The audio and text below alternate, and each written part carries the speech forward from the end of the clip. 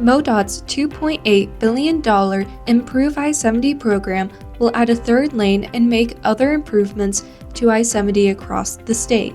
This is a massive undertaking that is made possible by Missouri's General Assembly and one that requires the coordination of thousands of people across multiple agencies. In this video series, MoDOT will be showcasing the variety of people working to bring the expansion of I-70 to life.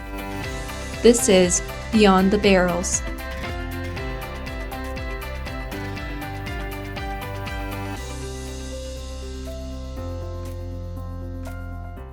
My name is Brandy Broeckling. I work for Millstone Weber. I'm the Senior Project Manager on the I-70 Project 1, Columbia to Kingdom City.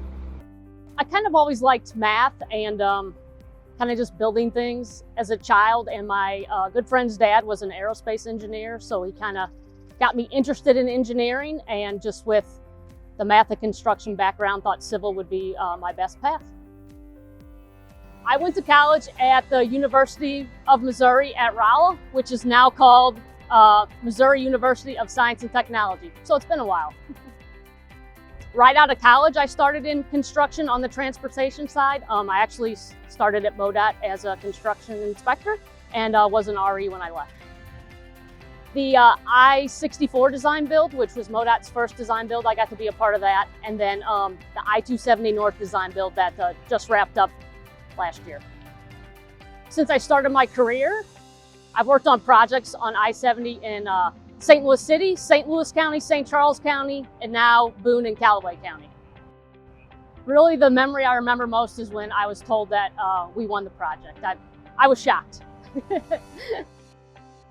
Improve I-70 from Columbia to Kingdom City is being delivered using a design-build delivery method. This process includes hiring one contracting team to complete the design work and build the highway improvement under one contract. MoDOT provides the project goals, budget, and schedule, and the contractor team completes the work. This technique has been known to significantly save time and provide cost savings while bringing high-quality projects to Missouri. I think just being the first contractor that gets to put the third lane on I-70. So we started this project kind of right in the middle between Route M and Route J. And the reason for that was this 7-mile stretch had no bridges. So it was the quickest piece that could be designed. So with it being design build, they're still designing while we're constructing. So we thought that would be the quickest section to get us plans on so we could get started. Some of the difficulties we've had have really just been, some things out of our control, like the weather. We didn't get started till July last year, and we actually had a real winter this season, so we weren't able to get much done. And then as we've come into spring, we've dealt with a lot of rain, but it's just normal things you expect to deal with in construction. There's challenges on every project. There's challenges every day. Some are large, some are small. You really just use the people and resources you have around you, and usually we're able to find a solution to get through it. There's so many different traffic configurations because we really are trying to inconvenience the public and the traveling motorist as least as possible. So we can't do work during the daytime if we need any lane closures. We have to work at night when we need lane closures. Some of the interchange work is kind of broke up into a bunch of pieces because we're trying to leave lanes open and leave access at all times to the public. So it does take longer and probably costs a little more, but it is allowing the traveling public to still get to their destination.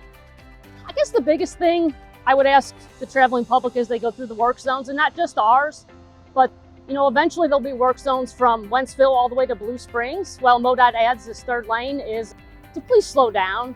Most of the work zones will be signed at a reduced speed limit, and there's people out there just trying to do a job like they probably do every day, and they want to go home to their families, and there's a reason the speed limit is lowered, because that's what the conditions call for. So we just ask to try to be patient. It's going to be a little painful, but in the end it's going to be so great once there's 3 lanes in each direction.